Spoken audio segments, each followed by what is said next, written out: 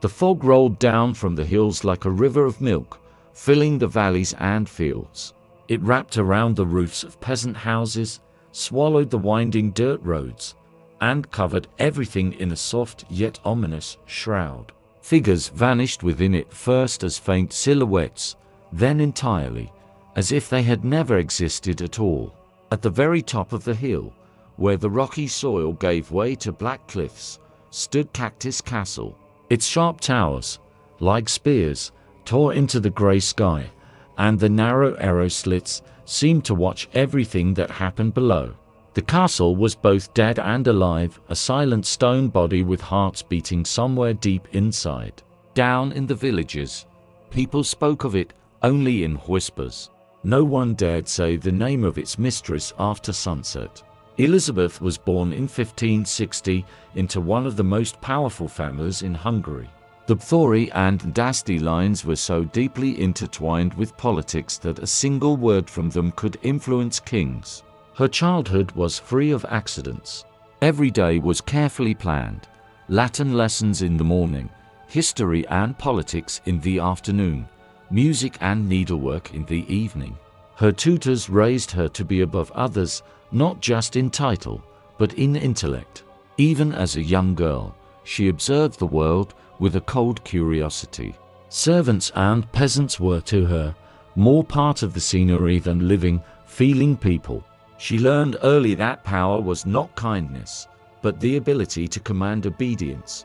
Sometimes the adults would take her along when the castle held trials for rebels.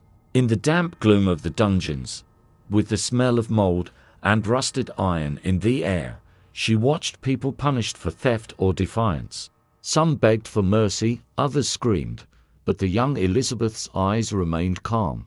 At 15, she was married to Ferenc d'Asti, a man the people called the Black Hero of Hungary for his brutality toward enemies in battle. Their wedding was an event chroniclers wrote about for years: lavish garments, endless feasts, jousts, and guests from Poland, Austria, and Transylvania. As part of her dowry, she received Countess Castle and the surrounding lands. While her husband fought at war, she managed the estate, and did so with an authority rare for a woman of her time. She oversaw the collection of taxes, the harvest, and the settlement of disputes. Yet there was already a cold, merciless strictness in her rule. In 1604, a letter arrived.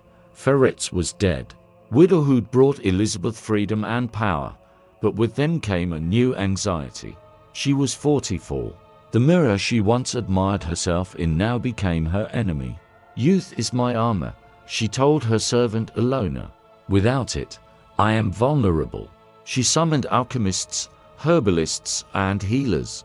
She tried honey bombs, rare herbal infusions, powders from crushed minerals.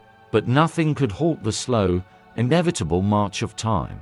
Legend says it began with a small accident. A maid, brushing the Countess' hair, tugged a little too hard. In a flash of anger, Elizabeth struck her, and a few drops of blood fell on her hand. Later, she convinced herself that the skin where the blood had touched looked smoother, fresher. At first, the disappearances of young girls were rare.